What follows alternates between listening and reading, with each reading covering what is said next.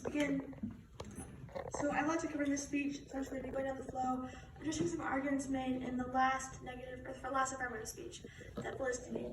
So to start off, I am going to respond to the justification 3 about weapons fund terrorism. Now, my response to this is going to be a big response and a lot of these responses. I'm just going to be going down and I'm going to address this as one of the bigger points in this speech. So you can tag my response to weapons and terrorism as needed to end war. Again, needed to end war. So one of the biggest things presented by both teams is the human rights casualties, the human rights violations happening in Saudi Arabia and in Yemen.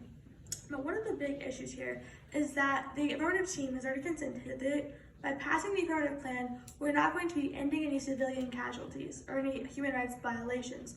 But one of the big things to remember here is that why Saudi Arabia is fighting or committing these casualties is part of the war with Yemen. Now, if we fund the Saudi Arabia because they're fighting terrorism, they're fighting Al-Qaeda, I'll get into that later, but they're fighting a lot of these terroristic groups, that reduces human rights violations.